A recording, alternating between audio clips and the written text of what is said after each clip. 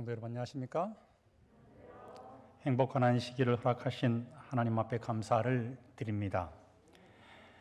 오늘은 디모데전서 6장 11절로 12절에 나타나 있는 하나님의 거룩하신 말씀으로 은혜를 누리기를 원합니다.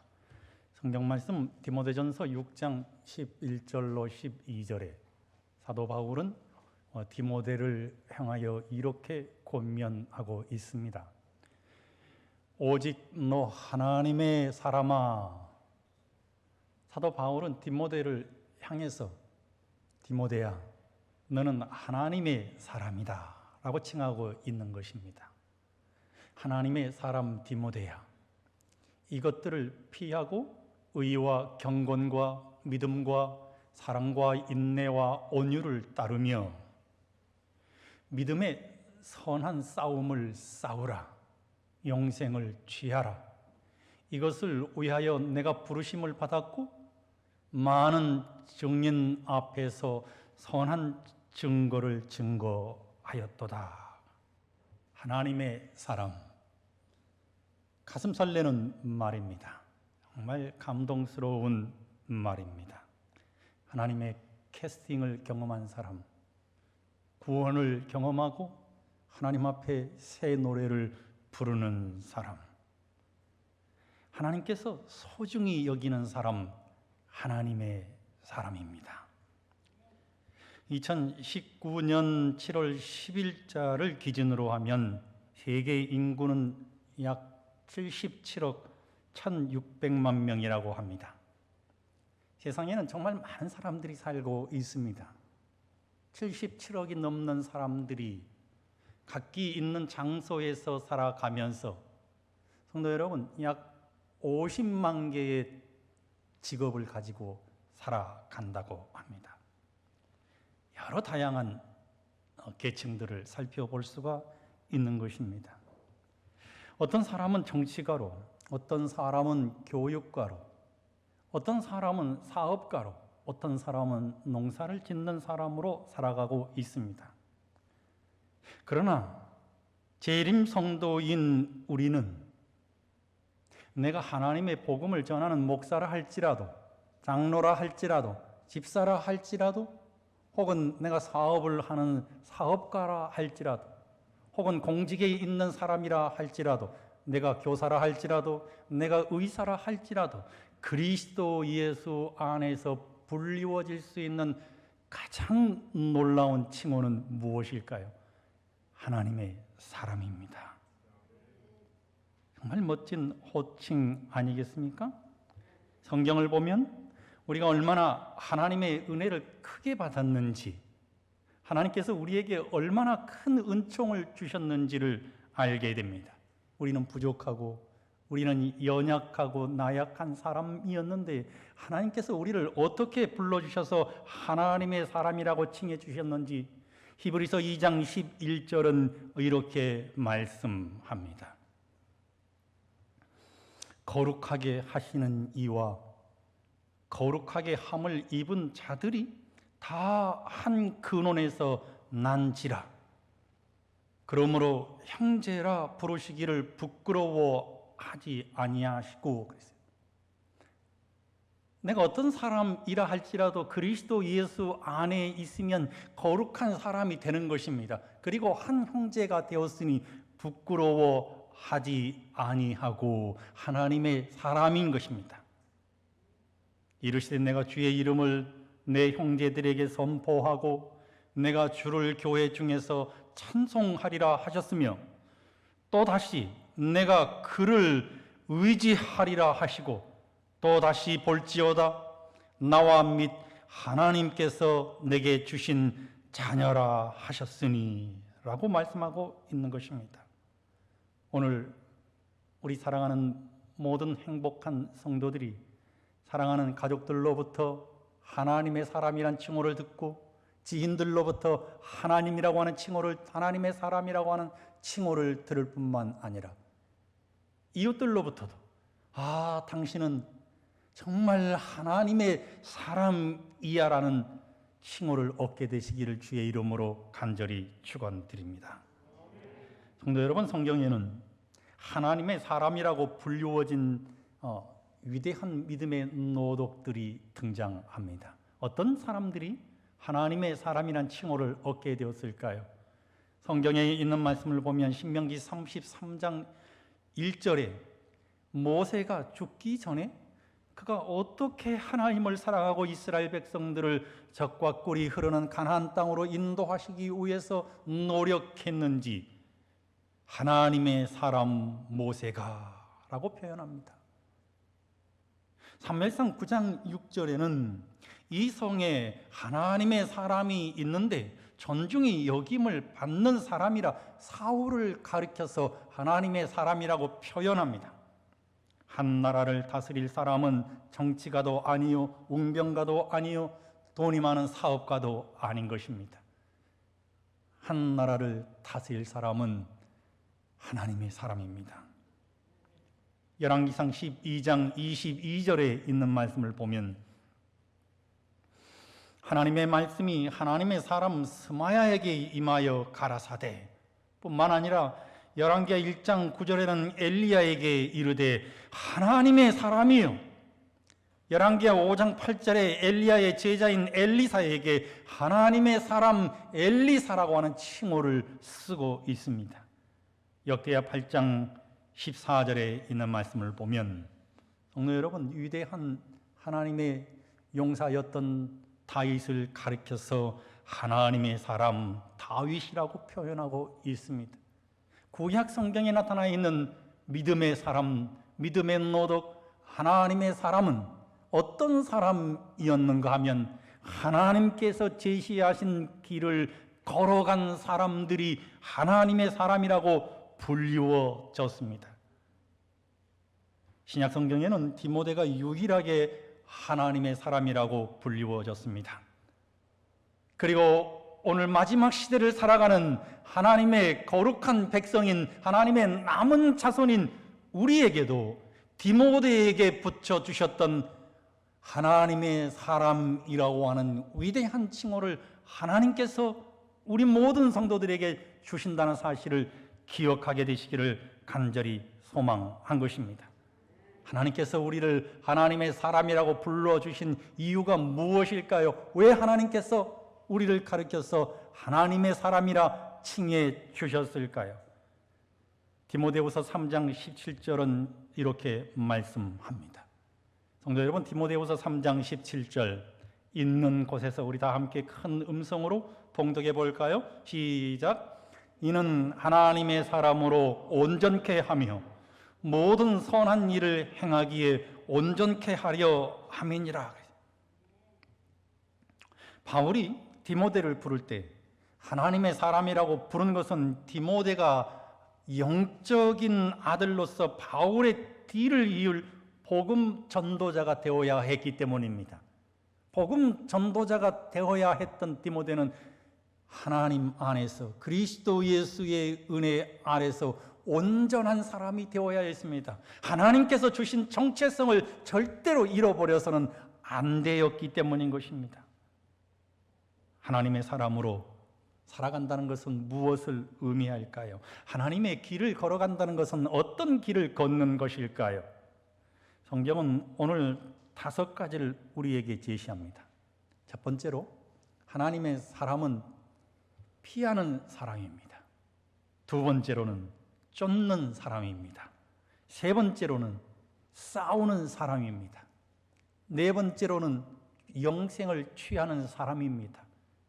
다섯 번째로는 그리스도 예수께서 이 땅에 다시 오시는 재림의 그날 아침까지 하나님께서 주신 모든 약속의 말씀들을 지키면서 그리스도 예수 안에 살아가는 지키는 사람입니다.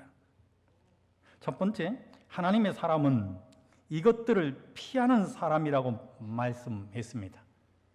여러분, 우리는 무엇을 피해야 할까요? 3절 이하로 있는 말씀을 보면 하나님의 사람은 이 세상에 있는 모든 물질들로부터 자유함을 얻어야 한다고 말씀하고 있습니다.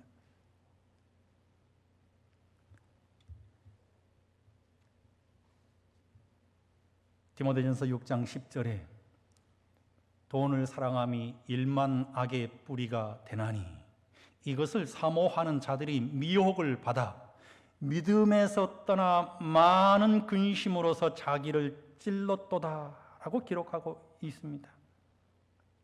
사도 바울이 오늘 우리에게 말하고자 하는 것은 우리가 이 세상 삶을 살다가 죽으면 빈손으로 돌아가는데 물질적인 문제 때문에 믿음에서 떠나는 것을 염려하고 있는 것입니다. 탐욕 때문에 진리가 왜곡되는 것을 말하고 있는 것입니다. 더러운 이득을 취하는 것을 말하고 있는 것입니다. 다시 말하면 하나님이냐 아니면 세상이냐를 말하는 것입니다. 가룟 유다는 은30 때문에 성도 여러분 예수 그리스도를 팔아버리지 않았습니까? 대만은 세상을 사랑하여 바울을 떠나버리고 맙니다. 선지자 발람은 돈에 매수되어 버리는 것입니다. 하나님보다 물질을 더 사랑했을 때 사람은 파멸과 멸망의 늪에 빠져버리는 경우가 수도 없이 많이 있는 것을 우리의 눈으로 보게 되는 것입니다. 하나님의 사람은 교만함으로부터 세상 욕심으로부터 자유해야 합니다. 저는 목사이지만 참 스님들을 많이 좋아합니다. 성철 스님도 좋아하고 올명 스님도 좋아하고 혜민 스님도 좋아하고 말입니다. 또 이향봉이라고 하는 스님도 제가 되게 좋아합니다. 특별히 또 제가 좋아하는 스님 가운데 한 분이 법정 스님인데 법정 스님의 무소유라고 하는 책을 참 읽고 또 많이 읽었습니다. 여러분 그 책에 보면 나는 가난한 탁발승이요 내가 가진 거라고는 6장 모포 이렇게 얘기하면서 자신의 삶을 얘기합니다. 그런데 어느 날 스님에게 한 손님이 찾아와서는 아주 귀한 난 2분을 선물로 주었습니다.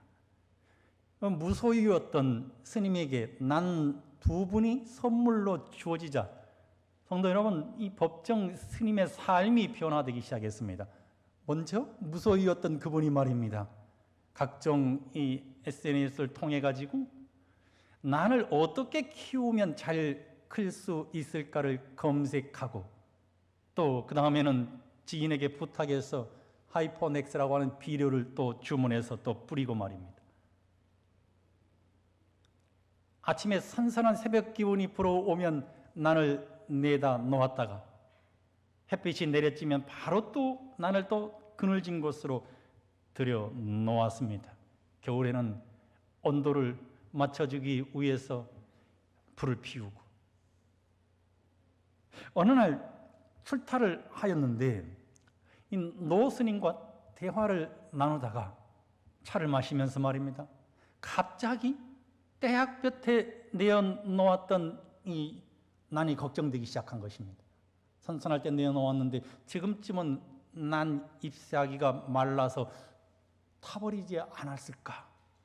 그리고는 스님에게 죄송하다는 말을 남기고 부랴부랴 자신이 집거하고 있는 곳으로 돌아와서 난을 보니까 정말 난이 죽어가고 있는 거예요. 그래서 황급히 그 난을 말입니다. 시원한 서늘한 곳에 다시 놓고 그 다음에 물을 주었습니다. 그래서 저녁 때쯤 보니까 난이 살아나기는 살아났는데 생기를 잃어버렸어요.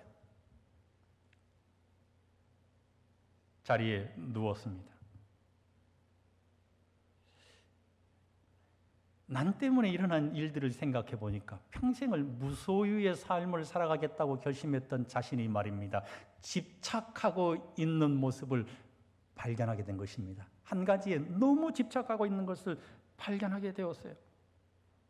그래서는 친구가 찾아왔을 때 이 나는 모든 사람들이 좋아하는 난인데 이 난이 나를 스님이라고 하는 이 정체성에서 멀어지게 했다. 집착하게 했다. 내가 더 이상 가지고 있을 수가 없다. 많은 사람들이 이 난을 칭찬할 때 나는 너무나 좋아했다. 그것은 내 삶이 아니었다. 나는 무소유였는데 말이다. 그리고는 그 난을 친구에게 주어서 떠나 보냅니다. 그날 저녁 나는 자유를 느꼈다. 이렇게 얘기를 했습니다. 그러면서 그는 이 책에다 이렇게 썼습니다. 크게 버리는 것이 크게 얻을 수 있다는 말이 있다. 아무것도 갖지 않을 때 비로소 온 세상을 차지하게 된다는 것은 무소유의 영리이니까, 아무것도 갖지 않게 되었을 때 모든 것을 가질 수 있게 될 수 있는 마음의 자세를 확립했다고 말하고 있는 것입니다. 그래서 사도 바울은 오늘 이 시대를 살아가는 우리에게, 우리는 물질의 유혹으로부터, 물질의 미혹으로부터, 세상의 욕심으로부터 피하라고 하는 것입니다. 여러분, 아프리카를 돕는 BMW라고 하는 단체가 있습니다. 우리 교단의 단체인데, 여기에 참 위대한 하나님의 사람에 대한 이야기를 여러분들과 함께 나누기를 원함입니다. 바로 이분들입니다. 올해 44살 론노입니다. 이 케냐 엘도렛 모이 대학의 교수였고 부인은 고등학교 교사였습니다. 그런데 말입니다, 이 부부가 어느 날 학교에다 사표를 제출합니다. 모든 사람들이 반대합니다. 당신은 교수고 당신은 고등학교 교사인데 이 좋은 직업을 버리고 무엇을 하려고 하느냐? 이해할 수 없다. 세상에서는 성공했지만 평생을 하나님의 복음을 위해서 살아가기로 결심했기 때문에 나는 과감하게 사표를 던집니다. 여러분, 놀라운 일이 일어났습니다. 이 부부가 처음 한 일은 기도회를 운영하는 일이었습니다. 그런데 여러분, 그 기도회요, 처음 열었을 때 세 사람이 모였어요.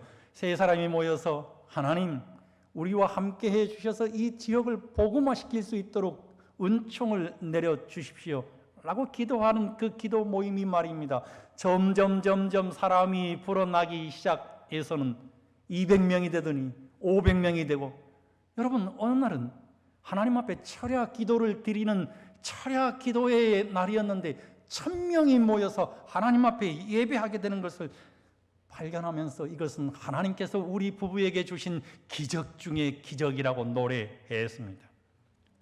개신교 목사님들을 중심으로 100여 명이 성경을 공부했는데 그 가운데서 32명의 개신교회 목사님이 안식일의 기별을 깨닫게 되고 예수님을 개인의 구주로 영접하여 침례를 받는 놀라운 역사가 일어나기 시작했습니다. 5층짜리 건물이 자신들의 이름으로 되어 있었는데, 여러분, 그것을 하나님 앞에 드렸습니다. 그리고 그 5층짜리 건물에다가 대학을 설립하고 복음 사역자를 양성하기 시작했습니다. 5층에는 약 250명이 모일 수 있는 교회를 만들었습니다. 한 하나님의 사람, 한 평신도의 헌신은 아프리카를 복음으로 물들여 가게 한 것입니다. 그리스도인은 세상의 욕심을 피하고 그리스도인은 하나님을 쫓는 위대한 사람임을 다시 한번 알게 되는 것입니다. 그래서 성경은 에베소서 4장 22절로 24절에 이렇게 말씀합니다. 다 같이 봉독하겠습니다. 시작. 너희는 유혹의 욕심을 따라 썩어져가는 구습을 쫓는 옛사람을 벗어버리고 오직 심령으로 새롭게 되어 하나님을 따라 의와 진리의 거룩함으로 지으심을 받은 새 사람을 입어라. 두 번째, 바울은 우리에게 하나님의 사람은 쫓는 사람이다 그랬어요. 따르는 사람이란 말인 것입니다. 성도 여러분, 그리스도인이 따라야 할 것이 무엇이 있을까요? 오늘 성경 본문은 의와 경건과 믿음과 사랑과 인내와 온유를 따르라고 말씀하고 있습니다. 바울은 하나님의 사람인 디모데가 추구해야 할 6가지 덕목을 말했습니다. 그것을 쫓으라고 하는 것입니다. 성도 여러분, 그 6가지 덕목 중에서 가장 중요한 덕목이 무엇일까요? 저는 마지막 시대를 살아가는 우리에게도 꼭 필요한 덕목인 경건이라고 말씀드리고 싶습니다. 그리스도인은 경건한 사람입니다. 그래서 경건이란 단어를 디모데전서에서 9차례나 쓰고 있습니다. 디모데전서 4장 7절은 망령되고 허탄한 신화를 버리고 오직 경건에 이르기를 연습하라 그랬어요. 육체의 연습은 약간의 유익이 있으나 경건은 범사에 유익하니 금생과 내생의 약속이 있느니라 그랬어요. 경건에 이르기를 연습하라. 경건은 범사에 유익하다. 금생과 내생의 약속이 있는 것이 곧 경건이라고 말씀하고 있는 것입니다. 예수 그리스도를 믿음으로 의롭다 함을 얻는 자는 경건한 신앙의 삶을 살아가는 사람입니다. 경건이란 말은 하나님의 성품을 닮아가는 것을 의미합니다. 믿음이란 죽을 때까지 하나님만을 신뢰하며 순종하는 충성을 의미합니다. 또 예수 그리스도를 위해 자신의 생명까지 내어놓을 수 있는 사랑이 있어야 합니다. 그리고 어떤 역경과 환경 속에서도 산소망이신 예수 그리스도를 바라보며 믿음을 지킬 수 있는 인내가 있어야 합니다. 온유란 말은 항상 사람들을 이해하는 태도로 포용하는 것을 의미합니다. 하나님이 따라야 할 6가지 덕목은 하나님과 더불어 살아가는 것을 의미하는 것입니다. 하나님의 사람, 경건을 쫓는 사람입니다. 여러분, 여기에 나오는 이 두 분은 말입니다. 미국인 선교사인 멜랜드 부부입니다. 멜랜드 부부가 브라질 오지에 선교사로 파송이 되어집니다. 그런데 여러분, 이 선교사 부부는 말입니다. 평생에 이름이 4번 바뀌었어요. 폴리오 인디안들이 처음 멜랜드 네헤가 오지에 부임하게 되었을 때 이들이 이 부부를 가리켜서 뭐라고 불렀는가 하면 백인이라고 불렀습니다. 백인이란 말은 아주 경멸하는 단어였습니다. 왜냐하면 무기를 들고 와서 폴리오 인디언들을 백인들이 공격했기 때문에 최고로 공격적인 단어였습니다. 그런데 이 멜랜드 부부가 의료 봉사를 하기 시작했습니다. 많은 사람들에게 약을 주고 그들의 아픈 상처를 또 꼬매주고 그리고 그들을 치료하게 되었을 때 말입니다. 백인 앞에 한 단어가 붙었는데 그 단어가 무엇이었는가 하면 존경하는 백인이라 이렇게 바뀌어졌어요. 존경하는 백인이 된 멜랜드 부부가 이번에는 폴리오 인디안의 언어를 열심히 배우기 시작했습니다. 그렇게 배우기를 10년이 되었을 때 정말 폴리오 인디언처럼 말하게 되었습니다. 그들의 생활도 똑같이 풍습을 닮아 있게 되었습니다. 그랬더니 이번에는 인디언들이요 어떻게 불렸는가 하면 백인 인디언이라 이렇게 불려졌습니다. 자신들 공동체 안에 들어오게 한 것입니다. 인정한 것입니다. 인디언이 된 것은 인디언 사회에서는 대단한 것이었습니다.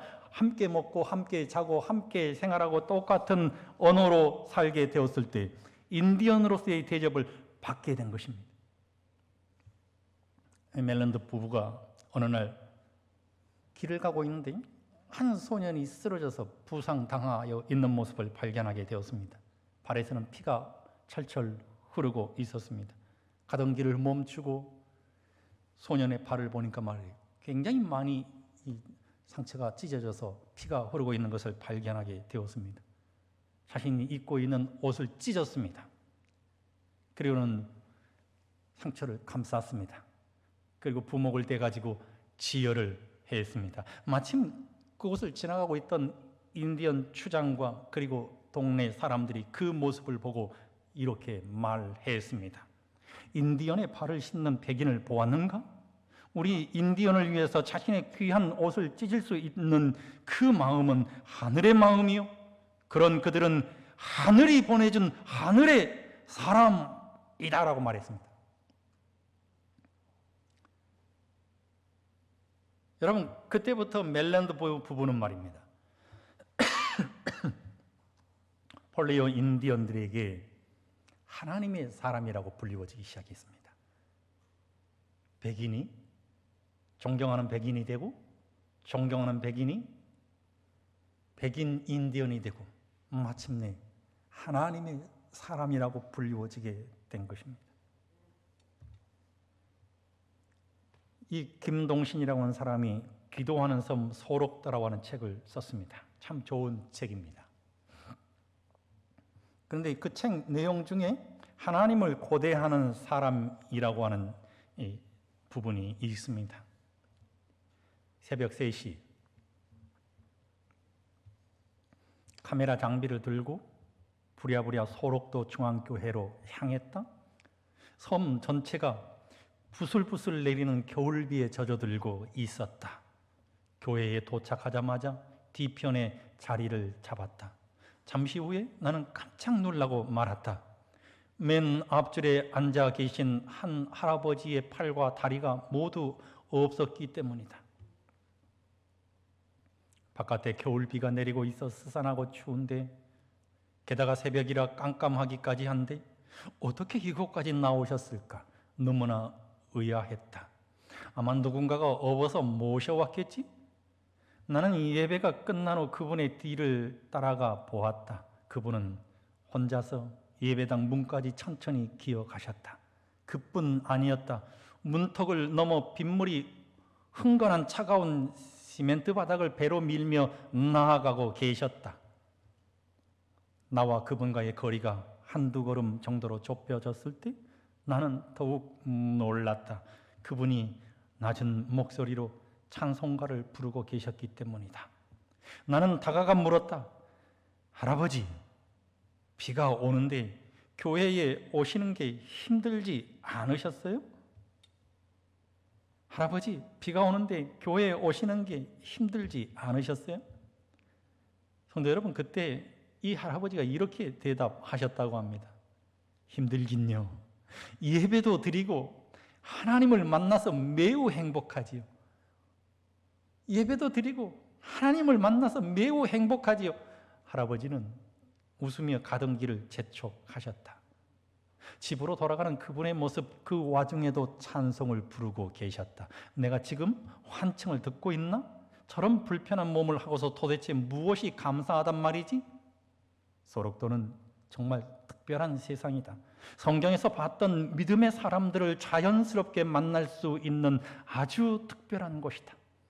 나도 하나님의 사람이 되고 싶다. 하나님을 고대하고 싶다. 어떤 상황과 환경에서도 찬송을 부르고 싶다. 하나님 때문에 행복한 사람이고 싶다. 한 장로님이 이런 글을 보내왔습니다. 마음의 상처를 입고 오랫동안 하나님의 성전을 찾지 못하고 있는 한 집사님 부부에 대한 이야기였습니다. 평소에도 그분들이 하나님의 교회로 다시 돌아오도록 끊임없이 기도하고 계셨다고 합니다. 서로 멀리 떨어져 있기 때문에 자주 만나지 못했습니다만 계속해서 그분들이 하나님의 성전으로 돌아오기를 기도했습니다. 그런데 어느 날 마침 그 교회에 계시던 장로님께서 이 장로님을 초청해서 하룻밤 묵어 가라고 했습니다. 하나님께서 내 기도를 응답하시는가 보다. 우리 집사님을 하나님의 교회로 인도해야 되겠다라고 생각하고 장로님 댁에서 하룻밤을 지새고 새벽 일찍 일어나서 하나님 앞에 기도하면서 집사님 가정으로 갔습니다. 불이 다 꺼져 있었습니다. 너무나 조용했습니다. 어제 너무나 고나게 일을 하셔서 아직도 일어나지 않고 깊은 잠에 빠져 들고 계셨나 보다고 생각을 했습니다. 그리고 나서 이 장로님이 돌아가려다가 마침 이 집사님 부부의 차가 있는 것을 발견하게 되었어요. 해가 떠오르려고 했습니다. 트럭 안에는 트럭 주인이 열심히 일한 흔적들이 보였어요. 그래서 우리 장로님께서 백밀러를 붙잡고 기도하기 시작했어요. 하나님 아버지, 우리 집사님 부부 긍휼히 여겨주셔서 하나님의 성전으로 다시 돌아올 수 있도록 아버지 은혜를 더하여 주십시오. 그런데 여러분, 그 기도가요 2분이 되고 3분이 되고 5분이 되고 10분이 돼도 끝나지 않았습니다. 기도를 다 끝내고 나니까 장로님 눈에서는 눈물이 뚝뚝뚝 흘러내렸어요. 돌아와서 장로님 댁에서 식사를 하고 있다가 그 집사님 부부에게 전화를 걸었습니다. 집사님 접니다. 그랬더니 그 집사님이 대뜸 이렇게 말씀하시는 거예요. 새벽에 제 차를 붙들고 기도하는 거 다 보았습니다. 장로님, 새벽에 제 차를 붙들고 기도하는 거 다 보았다니까요.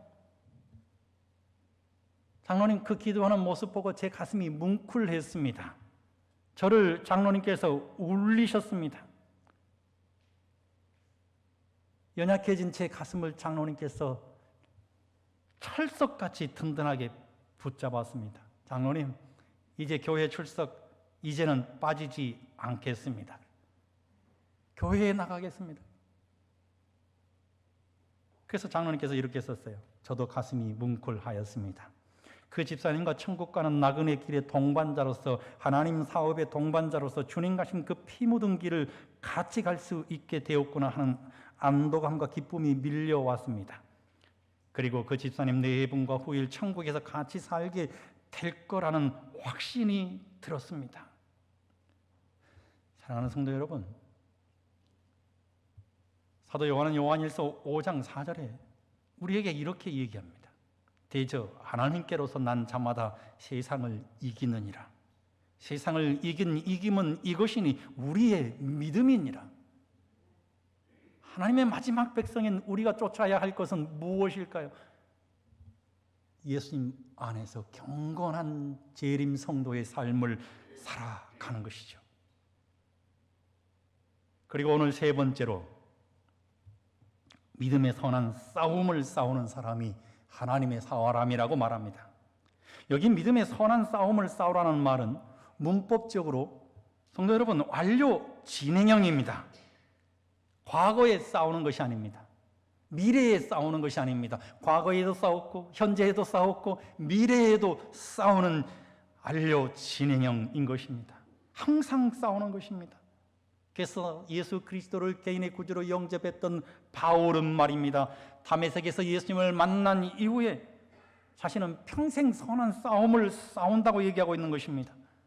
내가 선한 싸움을 싸우고 나의 달려갈 길을 마치고 믿음을 지켰으니, 에베소서 6장 12절에 우리의 씨름은 혈과 육에 대한 것이 아니요 정사와 권세와 이 어둠의 세상 주관자들과 하늘에 있는 악의 영들에 대한 것이라.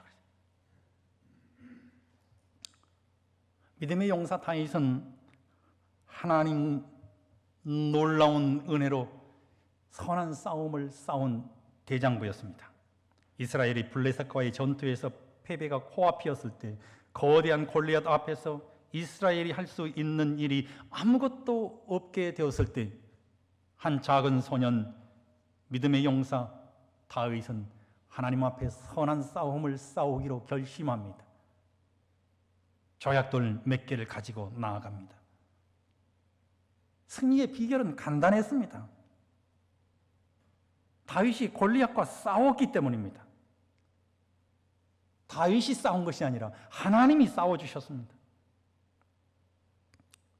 하나님이 연약한 한 소년을 세상에서 가장 강한 전사로 만들어 주신 것입니다. 40일 동안 거대한 골리앗 앞에서 이스라엘은 단 한 번도 싸워보지 못했지만 다윗은 달랐습니다. 하나님의 이름으로 나가서 싸운 것입니다. 우리가 믿음의 선한 싸움을 싸울 때 하나님은 언제나 우리와 함께 하신다는 진리를 우리 모든 성도들이 기억하게 되시기를 간절히 소망합니다. 하나님은 우리보다 앞서 가신다고 말씀하셨습니다. 하나님은 우리의 길을 평케 하시겠다고 말씀하셨습니다. 그러므로 성도 여러분, 내게 어떤 역경이 다가오게 되었을 때, 믿음이 시험을 받게 되었을 때, 우리는 그리스도 예수 안에서 믿음의 선한 싸움을 싸워야 합니다. 그 사람이 하나님의 사람이기 때문인 것입니다. 제가 한 교회에서 목회하고 있을 때 한 예쁜 여학생이 있었습니다. 고등학교 1학년이었는데 공부를 되게 잘했어요. 근데 그 학교에는 이 다니엘 반이라고 말입니다. 공부 잘하는 아이들을 따로 모아놓고 밤 11시까지 특별히 자율학습을 시키는 반이 있었어요. 그런데 이 학생이 어느 날 선생님을 찾아갑니다. 선생님, 뭐냐? 저 할 말이 있는데요. 얘기해봐. 선생님, 오늘은 화요일입니다. 그 화요일인 건 나도 알아. 화요일은 교회에 가는 날입니다. 3일 기도회에 가야 합니다. 그랬더니 선생님이, 야, 오늘 안식일도 아니고 안식일 저녁 예배도 아니고 그냥 3일 기도회니까 그냥 네 미래를 위해서 그냥 공부하면 안 되겠니? 선생님이 이렇게 얘기를 했습니다. 선생님, 우리 아빠가 목사님이세요. 제가 어떤 신앙의 삶을 살아가야 할 것인가를 가르쳐 주셨어요. 저는 오늘 교회에 가야 합니다. 그러면 너 오늘 교회에 가면 이 반에는 있을 수가 없다? 너에게 엄청난 손해야. 그래도 가겠니? 네, 선생님. 이 반에서 제가 나가겠습니다. 그리고는 화요일 저녁 예배에 왔습니다. 세상보다 교회를 선택한 것입니다. 믿음의 선한 싸움을 싸운 것입니다. 세상에 대한 지식보다 하나님을 아는 지식을 선택한 것입니다. 공부하는 시간보다 하나님 앞에 나아가 예배 드리는 시간을 최우선으로 생각한 것입니다. 저는 이런 싸움을 믿음의 선한 싸움이라고 말씀드리고 싶습니다. 성도 여러분, 여러분이 이 세상의 삶을 살아가실 때 위와 같은 환경을 만나게 된다면 이 학생처럼 먼저 하나님을 선택하게 되시기를 소망합니다. 여러분, 결과는 어떻게 되었을까요?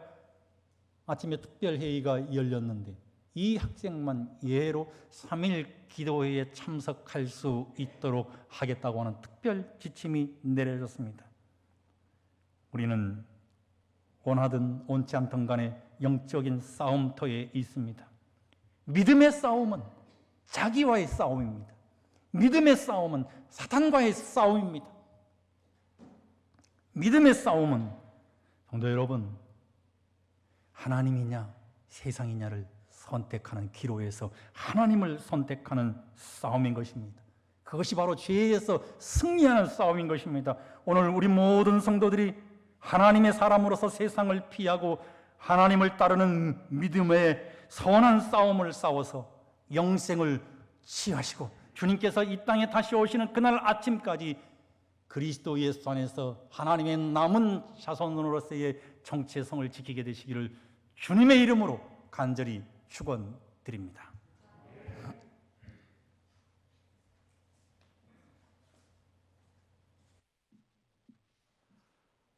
헌금을 위하여 기도하겠습니다.